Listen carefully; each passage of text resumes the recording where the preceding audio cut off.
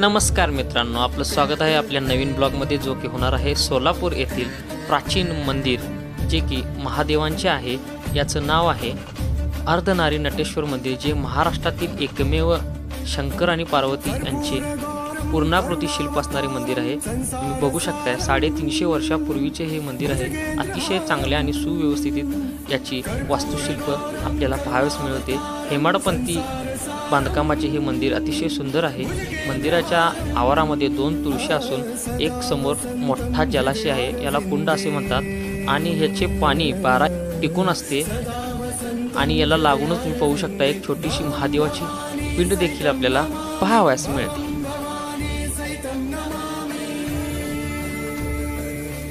संपूर्ण मंदिर दगडी बांधकामात असून हेमाडपंथी वास्तुकलेचा हा एक अद्भुत नमुना आहे।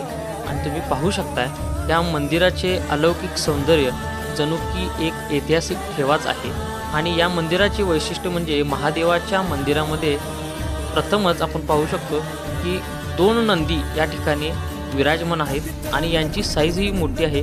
5 ते 6 फूट साईज असणाऱ्या या 2 नंदींचे दृश्य मी तुम्हाला दाखवत आहे। आणि आतल्या बाजूला अशा ह्या वीरगळा किंवा आपण देवी देवतांचे शिल्प असेही म्हणू शकतो।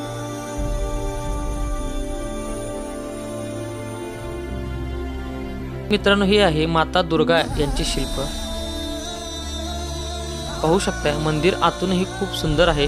आणि या मंदिराच्या समोर असणारा हा एक दुसरा नंदी जो की 5 ते 6 फूट उंचीचा आहे।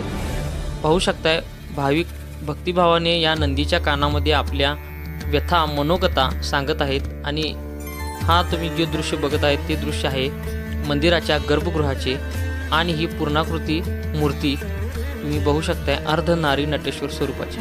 आणि आता आपणच लगेचच निघालो आहोत खालच्या कुंडाकडे जात असताना आपल्याला दिसून येते की यामध्ये 3 ते 4 प्रकारच्या खोल्या यामध्ये निर्माण केलेल्या आहेत। आणि यामध्ये आहेत गणपतीची मूर्ती आणि अतिशय सुंदर आणि खूप मोठ्या आकाराची ही एक महादेवांची पिंड।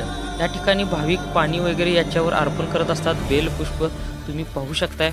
आणि याला लागूनच असणारी माझे विशेष ध्यान आकर्षित करणारी ही एक नाग देवतेची मूर्ती, ही खूप प्राचीन आहे।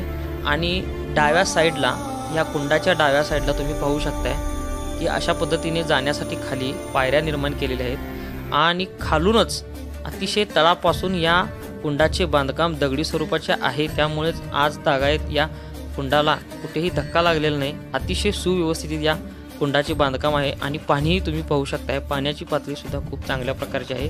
डाव्या साईडलाच आपण आत आल्यानंतर या 2 महादेवांच्या पिंडी या ठिकाणी आपल्याला दिसतात।